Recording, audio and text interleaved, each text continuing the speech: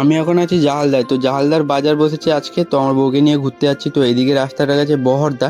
তো আমি এখন বাজারটাকে ঘোরাবো, সবজি মার্কেট এখানে বিশাল বড়। তো সব মেদিনীপুরের ডিস্ট্রিক্টের মধ্যে আমার জাহালদা শহরটাকে সব থেকে ভালো লাগে। সিরিয়াসলি বলছি ভাই, আমি ছোটোবেলা থেকে এইখানেই খেলাধুলা করে অনেক বড় হয়েছি। তো এখানে কালী মন্দিরের পুজো হয়েছিল, এই কালী মন্দিরটা সরানো হয়নি এখনও। তো এই সাইডে ছোট একটা মন্দির ছিল, অনেক ছোটোবেলায় দেখেছিলাম। এখনও একটা নতুন করে মন্দির হয়েছে, এই 1 বছর মতো হয়েছে, ঠিক আছে। 2-3টে এখানে ফটো তুলে দিই আমার বউ। তো এবার যাবো ডিম সিদ্ধ খেতে। তো ডিম সিদ্ধ খেতে চলে গেছি আমরা। এখন টাইম হচ্ছে 11টা। তো আমরা আগে থেকে খেয়ে এসেছিলাম 9টার দিকে, ঠিক আছে। এখন 11 বাজে, আমরা হালকা খাবার খেয়ে নিই। তো হালকা ডিম সিদ্ধ খেয়ে নিই। তো ডিম সিদ্ধ খেলে প্রোটিন দেবে। তারপরে যে ভাবছিলাম আমরা কি খাবো, তো ক্ষীরমালাই অর্ডার দিয়ে দিই। তো অর্ডারটা বানাচ্ছিল ক্ষীরমালাই, তো কাস্টমার ভর্তি ছিল ওর দোকানে। তো ক্ষীরমালাই চলে আসে আমাদের। তো ক্ষীরমালাই খেতে থাকি। তো এরকম ক্ষীরমালাই কেউ বানাতে পারবে না, মানে মেদিনীপুর ডিস্ট্রিক্টের মধ্যে বলছি।